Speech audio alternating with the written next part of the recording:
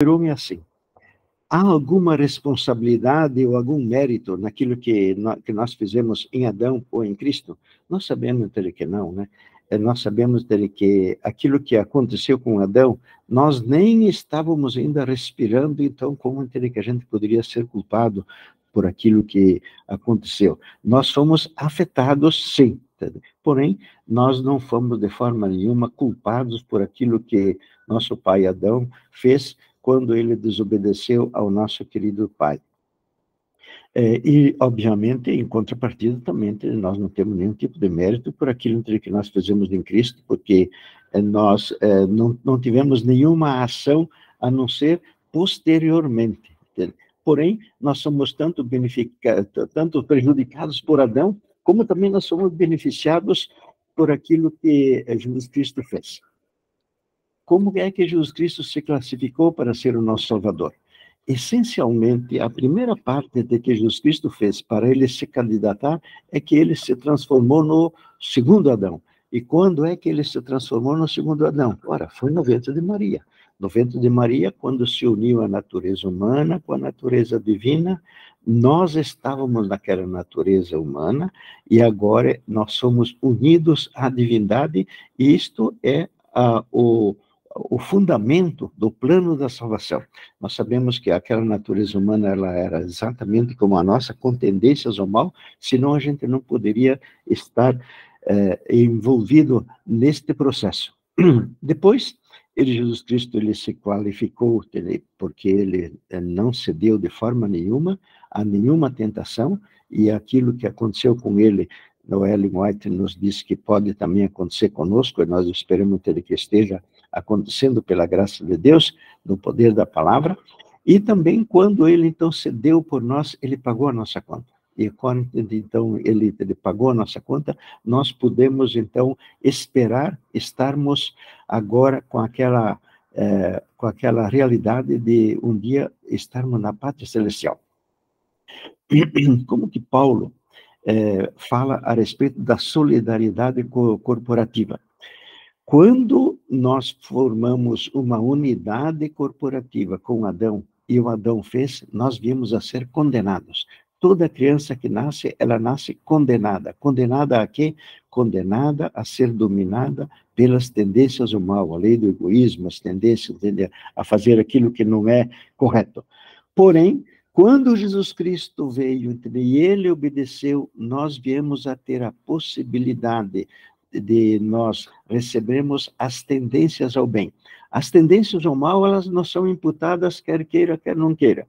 Porém, as tendências ao bem é facultativo. Nós podemos recusar ou nós podemos aceitar. E o nosso objetivo, obviamente, é que nós não somente as recebamos, como também que nós sempre tenhamos a bênção de nos valer delas durante todos os dias da nossa vida. Nós também dizemos que quando nós passamos pelo novo nascimento, seria como se fosse ativada em nós a nossa realidade de que em Cristo Jesus, no ventre de Maria, nós estávamos lá e fomos unidos à divindade, fomos unidos à natureza divina. A pergunta número 4 diz assim: o que aconteceu a fim de que fôssemos feitos justiça de Deus? Ora, quando nós fomos feitos justiça de Deus, é exatamente quando Jesus Cristo veio e ele se fez pecado por nós. Quando é que ele se fez pecado por nós? Precisamente quando ele, no ventre de Maria, ele assumiu a nossa natureza humana, se transformou no segundo Adão, e quando ele se transformou no segundo Adão, o que aconteceu? O que aconteceu é que todos os pecados de todos os homens caíram sobre ele, porque ele se tornou o responsável por todos nós. Então, se nós tivermos que responder uma pergunta assim, quem é o responsável pela raça humana? Nós devemos dizer com todas as vozes, com muita força, é Jesus Cristo. Jesus Cristo é o nosso responsável. E quando um de nós faz alguma coisa que não deve, ele é o nosso responsável, ele é o responsável por todos. Como Adão era o responsável, agora Jesus Cristo assumiu a nossa condição, e foi por isso, entende, que ele também se batizou. Por que que Jesus Cristo se batizou?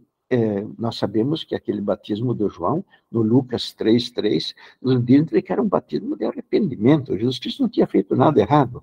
Porém, a raça humana, todos nós que estávamos em Cristo Jesus, tínhamos feito. E aquele corpo, lembre-te de que Jesus Cristo, que nós lemos nas epístolas, que nós formamos o corpo de Cristo.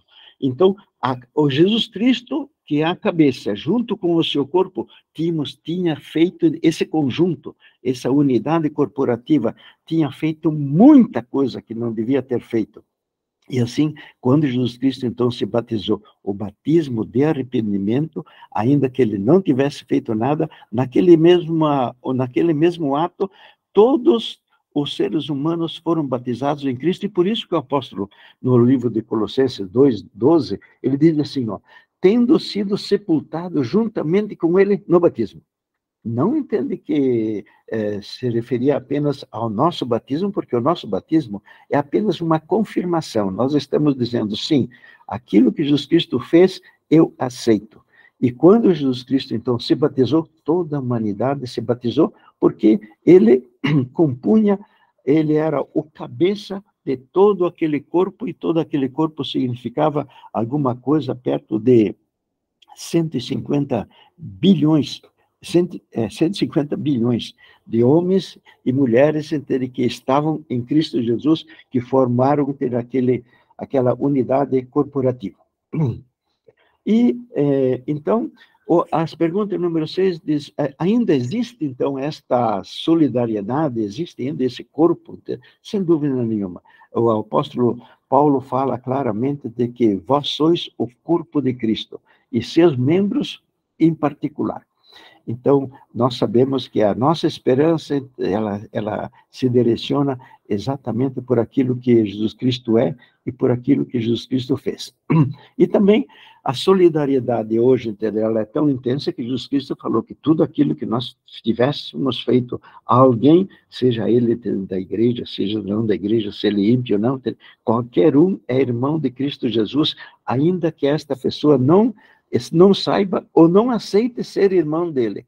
Ele, de fato, ainda o considera como irmão, e tudo aquilo que nós fizermos a qualquer um deles, seja bom ou seja mal, nós estamos fazendo para Cristo Jesus. Por isso que Jesus Cristo disse que se alguém der, ainda que seja um copo de água fresca para alguém, porque é seu discípulo, ele considera como se tivesse sido dado ao próprio Jesus. Então, veja que tipo de oportunidade grande que nós temos, mas a nossa mente nem sempre se vale disso, e nós temos uma tendência muito grave de nós esquecermos de que quando nós estamos fazendo alguma coisa a alguém, nós estamos fazendo por próprio Jesus. E isto, se nós entendíssemos, se eu conseguisse sempre manter em minha mente essa realidade, quão bom seria e quanto mais eu poderia, então, executar de obras que fossem para louvor e para a glória do nosso Deus. Amém. Jesus Cristo também nos diz, ele estava próximo da cruz e ele falou assim, agora é o juízo deste mundo, e agora será expulso o príncipe deste mundo. Então, por que entender que ele falou isso aí? Porque a condenação da raça humana que pesou sobre ele foi, e quando ele foi na cruz, nós estávamos lá, e nós estávamos neste corpo, e quando ele foi, nós de fato fomos ajuizados, e nós pagamos em Cristo Jesus as nossas contas, todos aqueles que foram entre os nossos pecados. Então, quando a condenação da raça humana foi executada, exatamente ela foi executada em Cristo Jesus. Quando Jesus Cristo foi na cruz, nós estamos lá, e este aí é o principal ponto da nossa salvação. Então, ainda em decorrência disso, vem a pergunta número 8, diz, quem é que também morreu quando Jesus Cristo morreu na cruz? O apóstolo Paulo tem diversas citações, nós aqui temos no livro de Coríntios, no livro de Colossenses 3:3, onde diz, porque vós morrestes, Nós morremos exatamente em Cristo Jesus. E mesmo o Pedro também, na primeira epístola dele, ele diz assim, aquele que em seu próprio corpo levou os nossos pecados sobre o madeiro, para que nós, mortos para o pecado.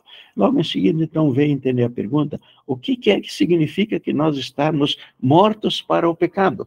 Por que entender que nós estamos mortos para o pecado? Nós temos um hino que fala precisamente isto, antes morrer do que pecar. Nós estamos mortos, e se por uma aventura, de fato, nós temos, então, aquele corpo maldito, entende, que é exatamente as nossas tendências ao mal, se elas foram para a cruz, e agora eu estou morto para elas, então, elas não têm nenhum tipo de ação sobre nós. E esta realidade nós devemos mantê-la sempre, por causa que elas foram, de fato, mortas.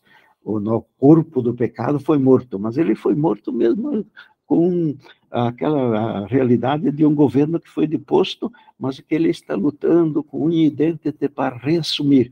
E se nós, por uma aventura, chegarmos a ter a infelicidade de cedermos e de não deixar, e de não vigiarmos, ele assume, de fato, novamente, e nós, de novo, vamos demonstrar precisamente aquilo que a Bíblia fala, entende, para nós, para que nós não nos apresentemos nus. Se apresentar nu significa precisamente isto daqui. Nós permitirmos que, novamente, as tendências ao mal nos governem.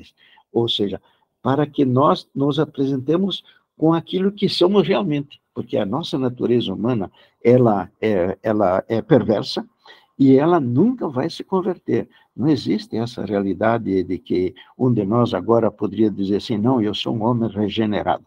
Tudo bem, nós devemos entender que somos uma nova criatura, porque em nós foi instalada também as tendências ao bem.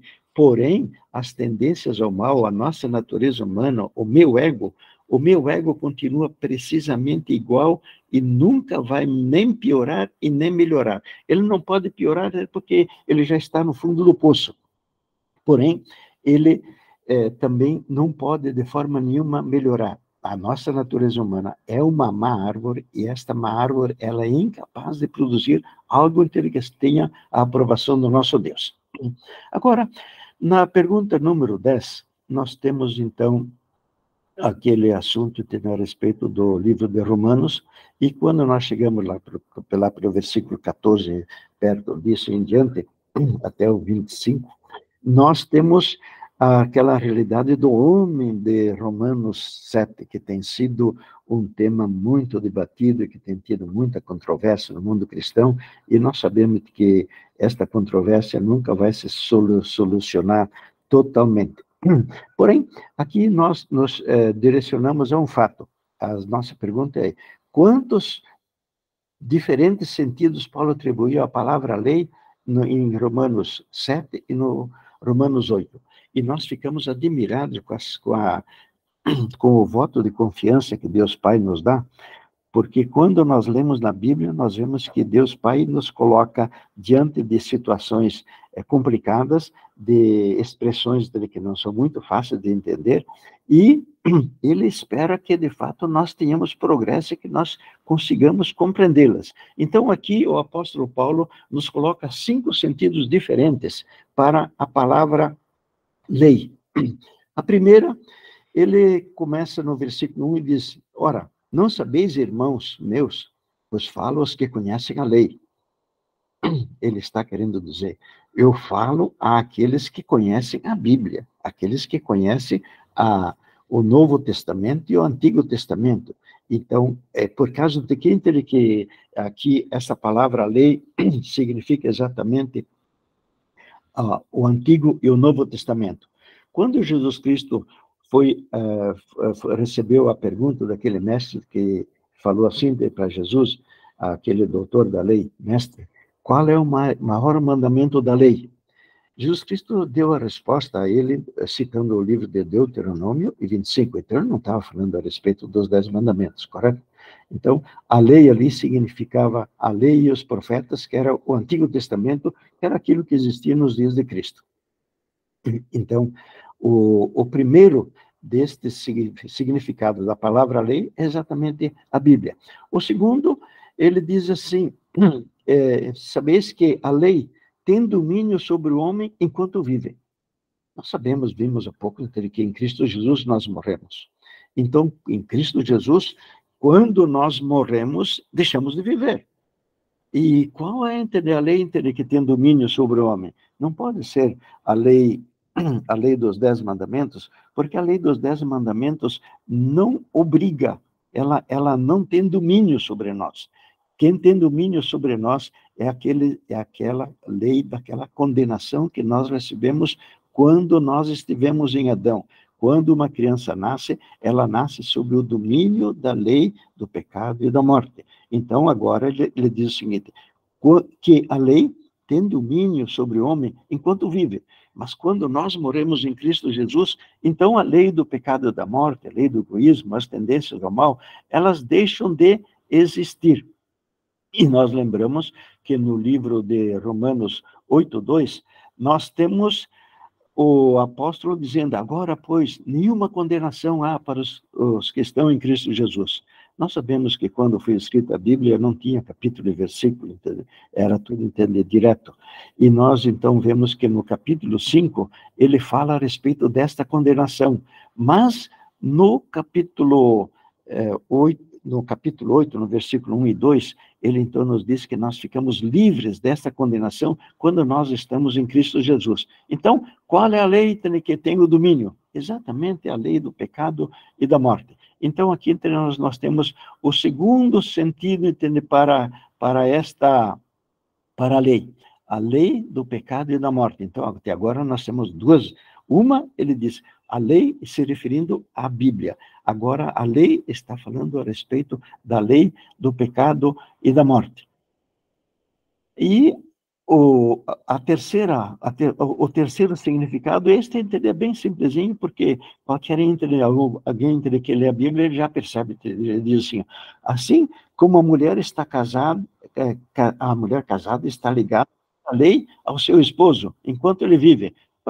Então, aí está bem claro que significa a lei conjugal. Então, aqui nós temos já 3 sentidos, entendeu? 1, 2 e 3. Agora, vamos no quarto.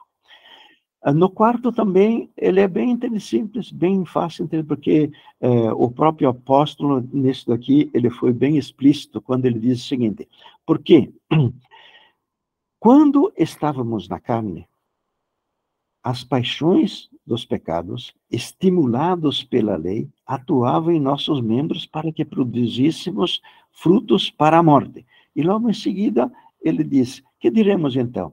A lei é pecado?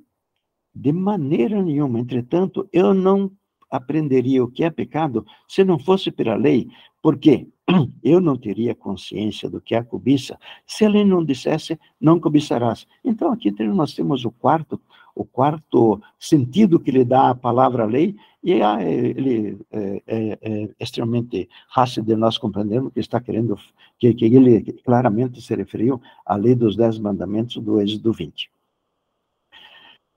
Aqui, no versículo 1 e 2, ele diz, então, aquilo que nós já há pouco falamos, agora, pois, não há nenhuma condenação para os que estão em Cristo Jesus, que não andam conforme a carne, porque a lei do Espírito da vida em Cristo Jesus te livrou da lei do pecado e da morte. Então, agora, nós temos o quinto sentido, que a lei do Espírito da vida é precisamente a lei das tendências ao bem, é aquilo que nós lemos no livro de Hebreus, onde Deus iria escrever na nossa mente as suas leis. Ou seja, ele fez a promessa de que iria colocar dentro da nossa mente, descrita na nossa inteligência, escrita em toda a nossa compreensão, as tendências ao bem.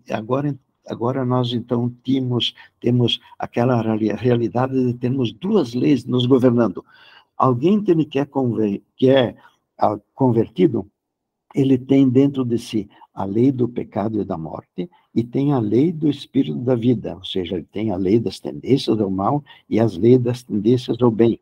Porém, há tendências ao bem, se nós, então, mantivermos a nossa vida espiritual adequada, as tendências do bem vão se manter no domínio. Porém, se nós formos assim relapsos, as tendências ao mal podem de novo assumir o comando e nos levar a um lugar onde nós, de forma nenhuma, gostaríamos de estar. Muito bem. Agora, esta parte do capítulo de Romanos 7, 14, ela trata daquele grande controvérsia que existe no mundo cristão a respeito de quem é o homem de Romanos 7, 14 a 25. E então nós vemos assim, que o apóstolo, ele escreveu essas palavras assim: não faço o que eu desejo, antes o que eu detesto, isso faço. Muitas pessoas têm compreendido assim, que aqui o apóstolo Paulo estaria confessando que ele era um bandido mesmo, que ele estava fazendo todo quanto tipo de crime. Aquilo que eu desejo, isso eu não faço.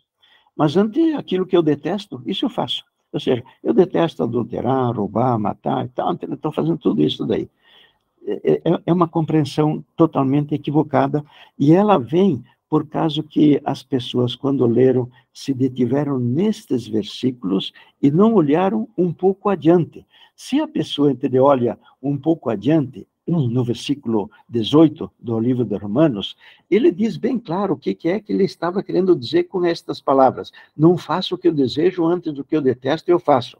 Aonde entra que nós temos? No capítulo no Romanos 7, 18, o apóstolo confessa claramente, porque desejar fazer o bem é fácil para mim, mas não posso fazê-lo, ou seja, eu em mim mesmo, eu não tenho condições nenhuma de cumprir a lei, é aquilo que Jesus Cristo tinha dito: sem mim nada podeis fazer. O apóstolo apenas está confessando isto. Então, estas palavras, faço, nós não devemos entender como eu estou fazendo, não. Faço aqui significa exatamente isso. Eu não tenho capacidade de fazer, eu não consigo fazer. E não entender que ele estivesse confessando que ele estava fazendo. E por que é que nós temos comprovação de que o Romanos 7, no capítulo 14 em diante, nós vemos que é um homem convertido que está falando? Porque ele diz o seguinte: ele diz que ele tem prazer na lei de Deus. Ora, comente que alguém que poderia ter prazer na lei de Deus se ele estivesse transgredindo a lei. De forma nenhuma. Se ele fosse um homem convencido, mas não convertido, como é que ele podia expressar que ele tinha prazer na lei de Deus se ele estava transgredindo esta lei? Mas a maior prova de que aqui nós temos que no Romanos, aqui nós temos um homem maduro, é o próprio apóstolo Paulo, com toda a sua categoria de grande cristão, que está se expressando, é quando ele fala que existem duas leis dentro dele. Ele diz que existe nos membros deles uma lei, mas na mente dele outra lei. Ou seja, ele está confessando que nos membros dele tinha a lei do pecado e da morte, as tendências ao mal. E na sua mente ele tinha as tendências ao bem. Então, é impossível que alguém que seja só convencido e não convertido, ele tenha esta dualidade dentro dele. É impossível. A condição de alguém ter as tendências ao bem é exclusiva de alguém que está convertido. Alguém queria falar alguma coisa? É isso? Alguém? Não? Eu continuo... Era eu para falar uma dúvida, né, também. Continua, então? Muito bem. Então, agora, aqui no Romanos 7,6, nós lemos assim, mas agora, ficando livres da lei. Ora, mas de qual lei que nós ficamos livres? Da lei do pecado, da lei do pecado da morte, obviamente, porque da lei dos 10 mandamentos, nenhum de nós pode, de forma nenhuma, chegar a dizer que nós estamos livres da lei. E nós sabemos que existem muitos daqueles que são estudiosos da Bíblia, que, de fato, entendendo mal esta parte, ele diz: bom, agora a lei dos 10 mandamentos já não está mais em vigor. A pergunta número 13 diz o seguinte: o que significa? Porque mediante a lei eu morri para a lei. O que a lei dos 10 mandamentos faz? O apóstolo tinha dito que a lei servia de aio, ou seja, ela nos conduziu a Cristo Jesus. Como é que a lei dos 10 mandamentos nos conduz a Cristo Jesus? Ela nos conduz a Cristo Jesus pelo seguinte, porque nós pecamos, nós fizemos uma coisa errada, nós vimos que agora nós estamos condenados, e agora coçamos a cabeça e falamos, como é que se soluciona isto? Aí soubemos entre que existe Jesus Cristo, que pode nos perdoar e nos aceitar, e o perdão nós sabemos o que ele significa. A palavra perdão significa doar por. Ele vai, Jesus Cristo vai, e ele diz, dá para mim o seu pecado, a sua culpa, eu dou para você a minha justiça. Perdão, uma troca. Então, mediante a lei, nós, quando compreendemos que Jesus Cristo é a solução para o nosso problema, nós vamos a Cristo. Então, mediante a lei, eu agora vou a Cristo Jesus e recebo o quê? Eu recebo o perdão dos pecados, recebo o novo nascimento, e quando então eu compreendo que quando Jesus Cristo foi na cruz, eu também fui à cruz, eu morri para quê? Eu morri para a lei do pecado e da morte. Logicamente, ninguém pode morrer para a lei dos 10 mandamentos. Então, a lei dos 10 mandamentos me conduz a Cristo Jesus, e quando eu vou em Cristo Jesus, eu morro, porque quando Jesus Cristo morreu na cruz, todos nós morremos. Então, mediante a lei, eu morri para a lei. Bem simples e bem tranquilo de nós compreendermos esse ponto, que tem sido também um outro ponto que tem trazido muita discussão e muita conversa e muitas escritas a esse respeito. Agora, a pergunta número 14, ela diz o seguinte, porque a lei era incapaz por causa da fraqueza da carne. Qual lei aqui que era incapaz? Obviamente, a lei dos 10 mandamentos. Por causa do quê? Da fraqueza da carne. Porque nós, a nossa natureza humana, ela não tem condições nenhuma de cumprir esta lei.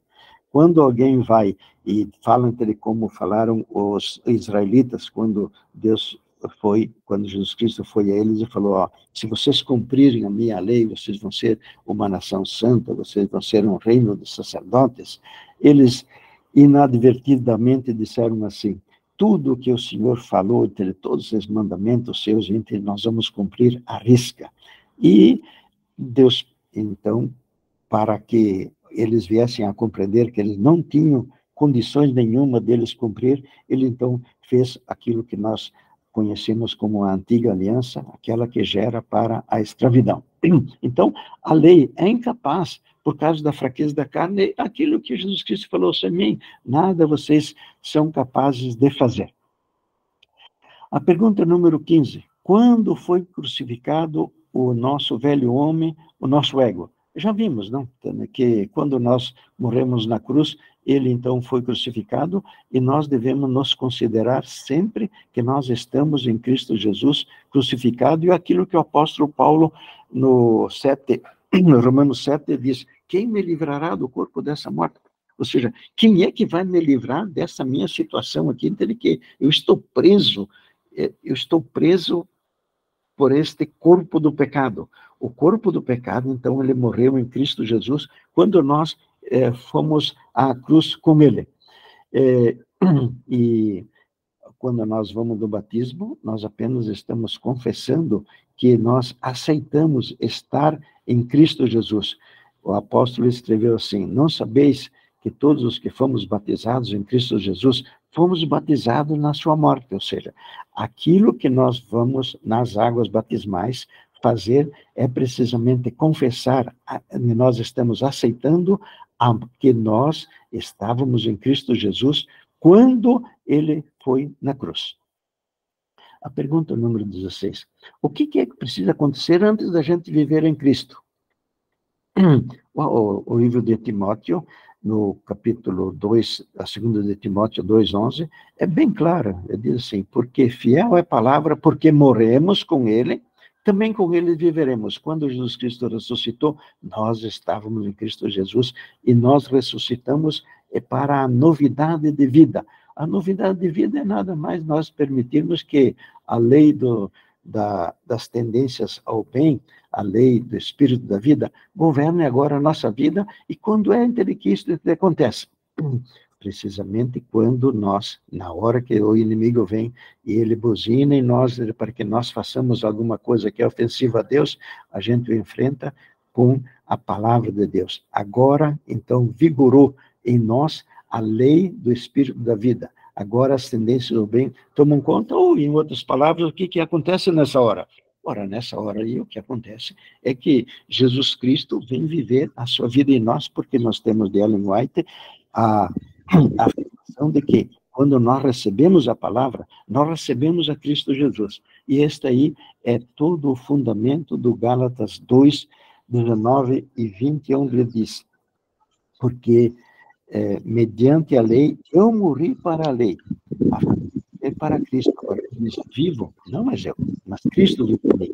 E aqui também está entre aquela outra realidade.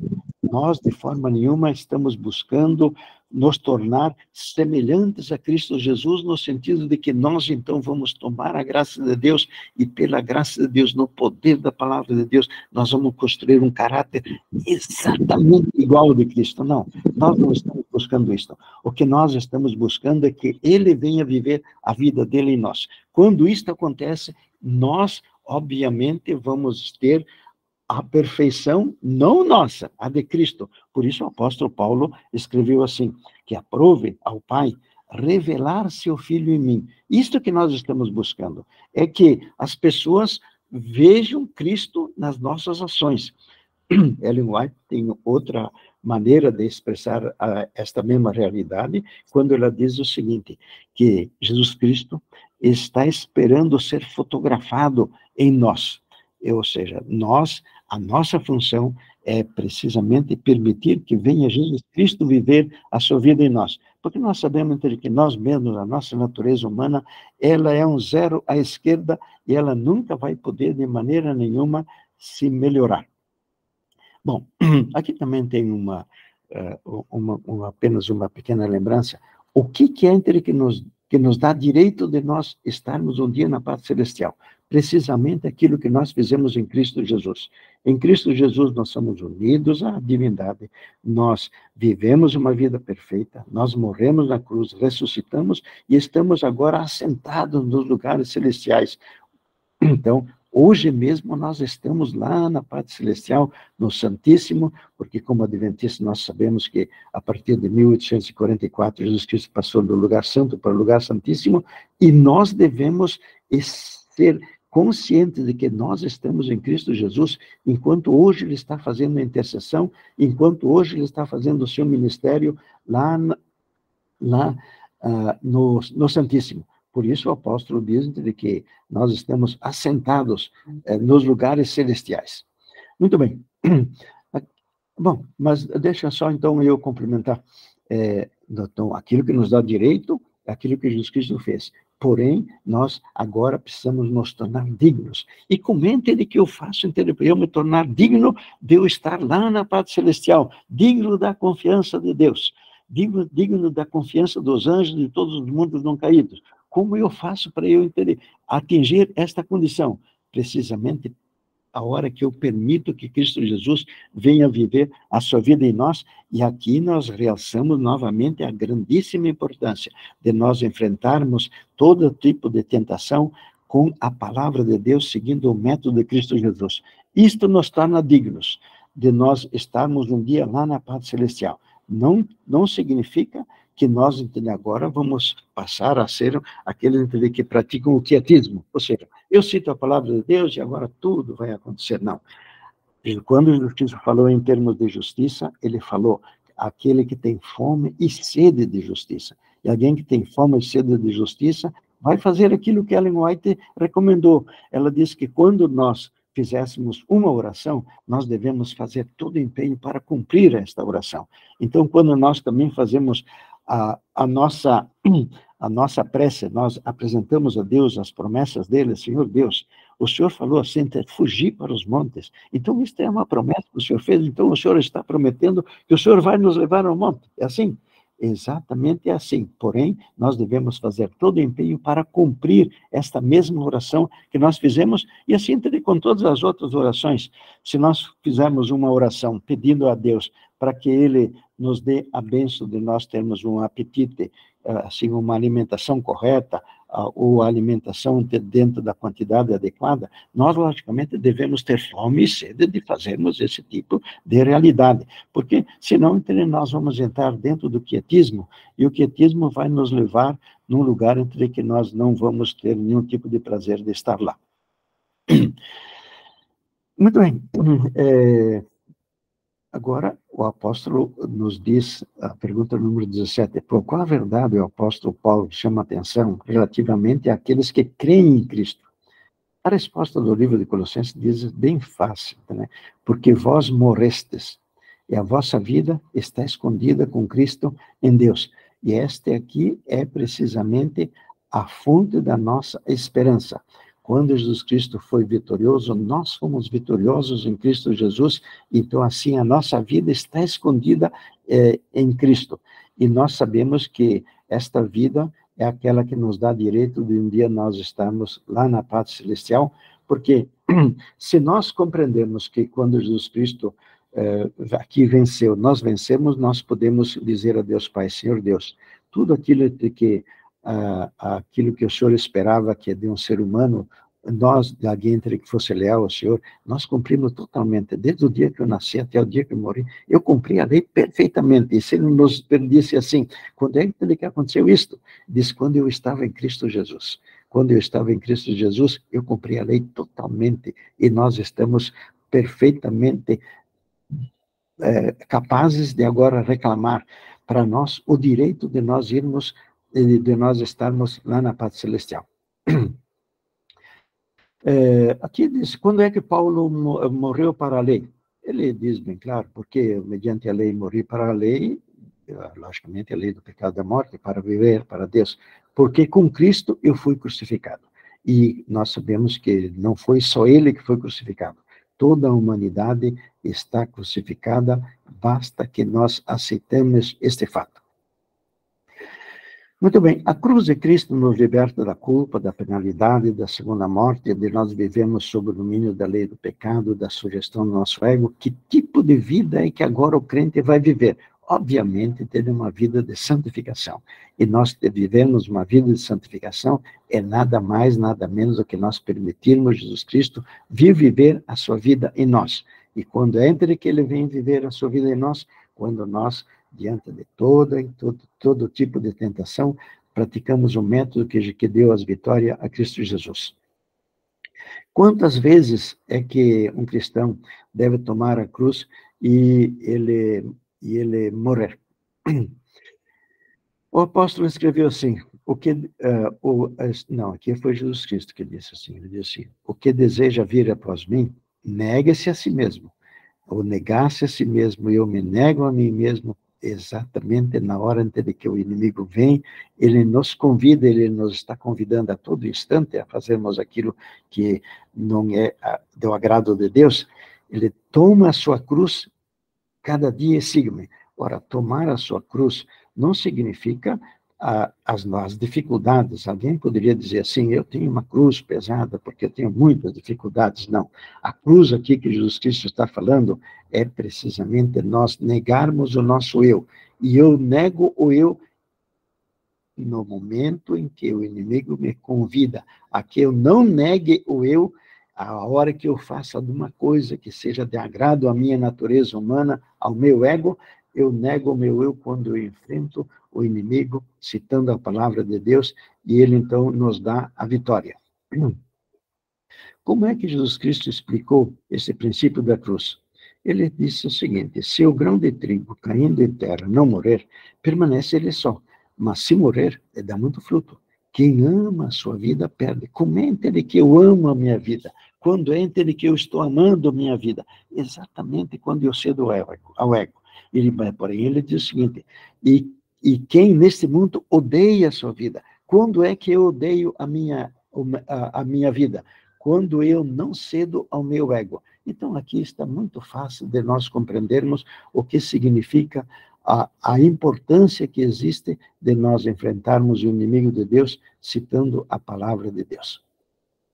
Esta é a maneira de nós negarmos o eu, significa nós odiarmos a nossa vida, ou seja, a gente detestar, ter aquele nojo que o apóstolo, que o profeta escreveu, de que haverá nojo em nós mesmos, quando nós, então, entendemos que o eu, ele busca sempre ofender ao nosso Pai Celestial, quando nós estamos, então, endossando aquelas acusações que o inimigo lançou e que pesam sobre o nosso Pai, já estão pesando durante 6.000 anos. Porém, nós estamos muito alegres de que agora nós estamos nos aprontando para que aquelas acusações sejam anuladas, sejam desmentidas, e por isso que Deus Pai nos diz o seguinte: vós sois as minhas testemunhas.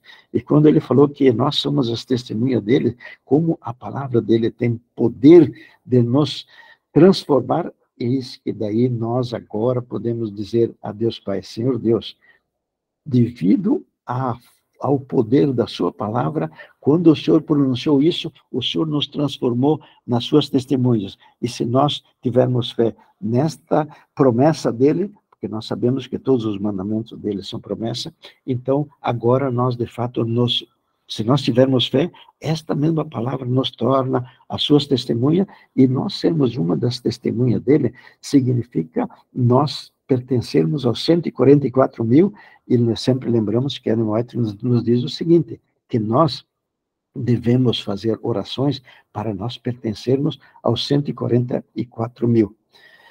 Muito bem, a pergunta número 23. Como nos sentimos após verdadeiramente morrermos em Cristo Jesus? Ora, quando nós morremos em Cristo Jesus, ele vai nos dar um coração novo. O que significa esse coração novo? Exatamente aquele coração onde estão instaladas as tendências ao bem.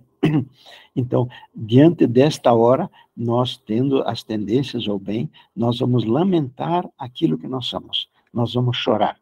E por isso que o Jesus Cristo falou assim: bem-aventurados os que choram, aqueles que lamentam que ainda dentro deles tem as tendências ao mal. E no livro de Apocalipse, no capítulo 21, diz que ele vai nos enxugar dos olhos toda lágrima. E o que significa ele enxugar as nossas lágrimas dos nossos olhos?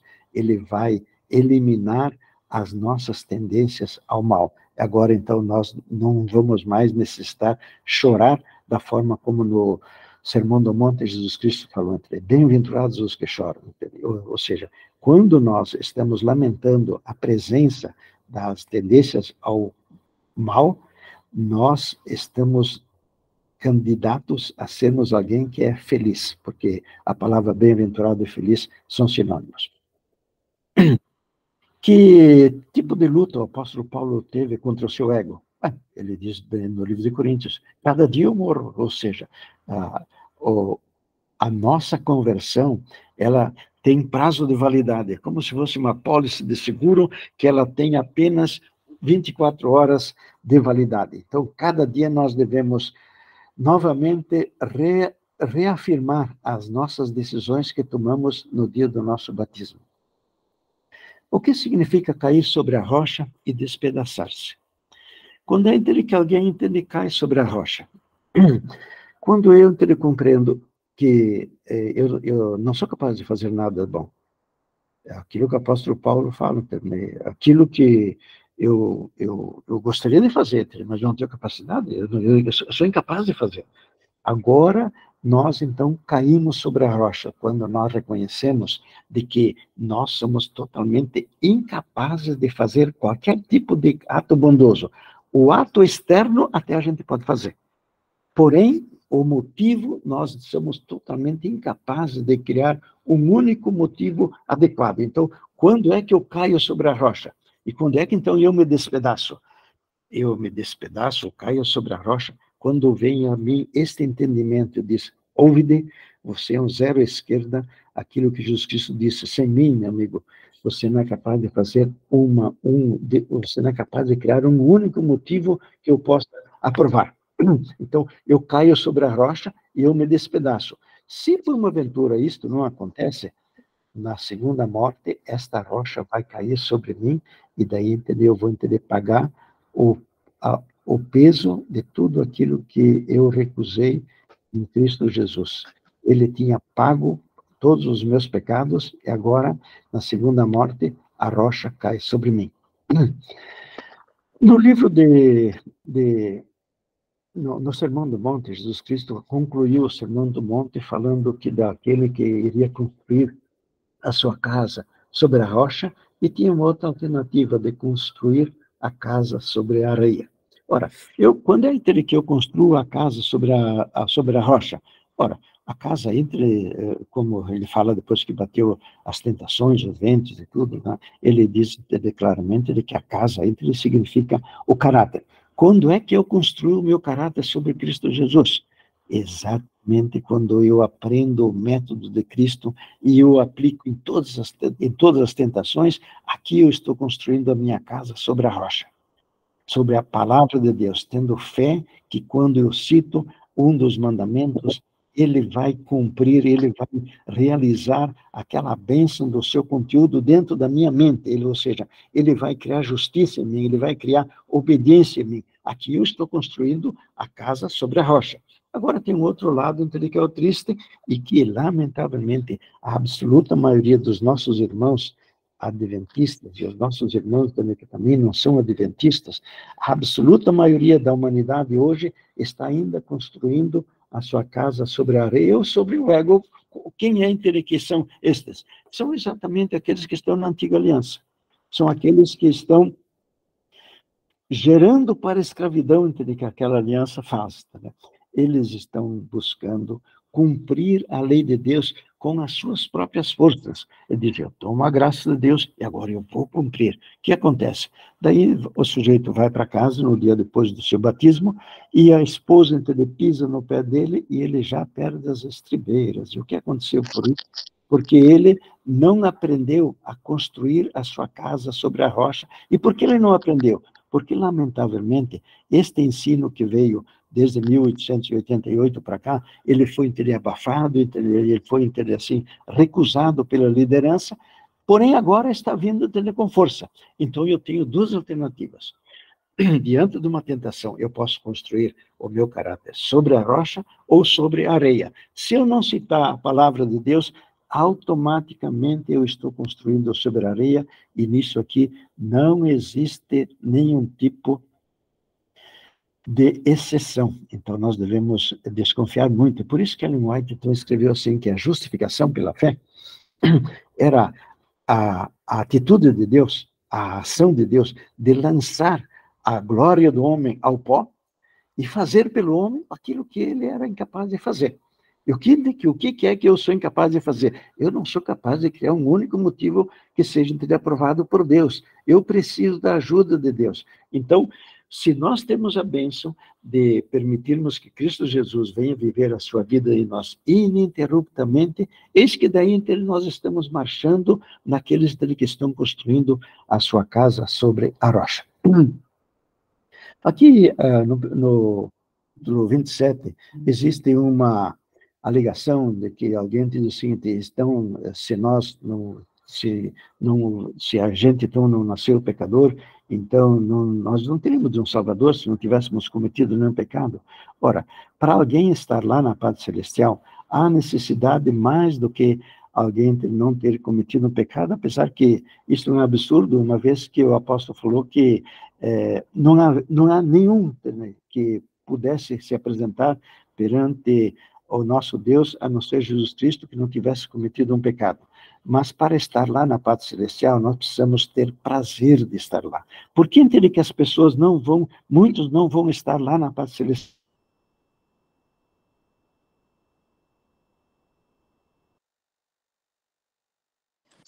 O irmão Vídeo, o seu microfone está fechado, abre ele.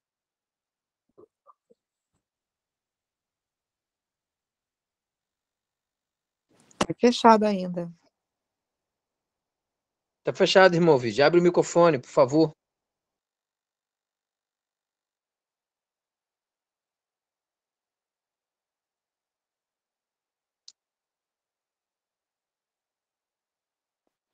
porque o apresentador clicou alguma coisa para fechar os microfones. Agora sim. Agora está, né? Muito bem. Então, repetindo, quem é que vai estar lá na pátria celestial? Todos aqueles que teriam prazer de estar lá, todos eles vão estar. Absolutamente, isso é uma pura realidade. Quem é que não vai estar lá? Aqueles que, se por uma aventura eles fossem, eles iam considerar que o céu é um lugar tremendamente horroroso. Eles iam considerar aquilo um grande suplício. É por isso então que eles vão para a segunda morte. Então, a segunda morte, na verdade, quando nós pensamos sobre isto, nós vemos que a segunda morte, ela é um ato de misericórdia do nosso Deus, porque ele vai dar fim a uma existência que ela apenas iria ter tristezas e mais tristezas e cada vez mais angústia e mais agonia. Muito bem. Então, para que eu pudesse estar lá na pátria celestial, eu preciso do novo nascimento, eu preciso também ter a bênção de estar em Cristo Jesus. Isso daí se eu tive oportunidade, porque nós sabemos que lá na pátria celestial vai estar aquele que diz o seguinte, que feridas são essas nas suas mãos. Lá estava alguém que nunca soube a respeito de Cristo Jesus, mas ele ouviu a voz do Espírito Santo a lhe falar a respeito da natureza, dos acontecimentos, e ele obteve a bênção de ele cumprir aquilo que eram as sugestões do Espírito de Deus. Porque aqui muito foi dado, muito será pedido. Muito bem. Em que ocasião é que nós damos o primeiro passo para a felicidade? Nós damos o primeiro passo para a felicidade precisamente quando nós temos a oportunidade de aceitar a Cristo Jesus como nosso Salvador. Aqui a pergunta número 30, ela veio num tempo que a gente no livro ainda não tinha ainda a ideia de colocar o paralelismo entre o antigo Israel e o novo Israel, entre o movimento adventista e a experiência dos israelitas, quando eles saíram do Egito rumo a Canaã terrestre, e agora nós estamos neste empenho de sairmos do mundo para irmos a Canaã celestial. Então, o que é entre que aconteceu lá? Nós sabemos que o Moisés, depois que ele passou o Mar Vermelho, deram nas águas de Mara, as águas eram amargas, o povo reclamou, e quando o povo foi e reclamou,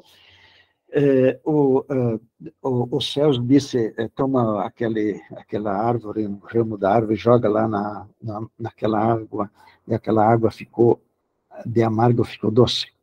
E nós passamos eu falo entre nós do movimento adventista, passamos pela grande decepção em 1844, porém, quando nós viemos a compreender que Jesus Cristo agora tinha passado do lugar santo para o lugar santíssimo, nós então tivemos a bênção de termos a nossa vara que suavizou a nossa decepção. Então, irmãos, aquilo que nós tínhamos nesse capítulo, eu creio entender que foi isto, e eu espero entender que, posteriormente, cada um de vocês que tem um livro, possam lê-lo e possam também analisá-lo. Nós aqui passamos rapidamente e também um pouco resumido a esses assuntos, e nós sabemos que vocês, podendo lê-lo, certamente poderão compreender mais, e nós esperamos que cada um chegue a ter a boa compreensão desses assuntos, dessas partes da Bíblia, que elas oferecem um certo grau de dificuldade na compreensão. Vamos, então, agradecer ao nosso Deus e Pai. Querido Pai, nosso bondoso Deus, em nome de Cristo Jesus, quero registrar nos seus livros o nosso agradecimento por aquilo que nós temos recebido de Ti através de Cristo Jesus. Obrigado, Senhor Deus, porque em seu plano o Senhor tomou aquilo que nós somos, o pó da terra, e nos constituiu como seus filhos e nos candidatou a estarmos assentados um dia, durante toda a eternidade, em seu trono. Possibilita, Pai, que daqueles que estão aqui nos ouvindo, daqueles que ainda nos ouvirão, possibilita, Pai, que cada um de nós não o decepcione e que o nosso local o nosso lugar que o nosso Deus reservou para nós não fique vago. E também, Senhor Deus, faz com que cada um de nós possa ser uma fonte para a vida eterna. Possibilita, Pai, que nós possamos sermos aqueles que vão levando este evangelho, a possibilidade de Cristo Jesus ir viver a sua vida neles, que nós sejamos os teus instrumentos neste particular, para a sua honra e para a sua glória. É o nosso pedido que endereçamos a ti, em nome de Jesus Cristo.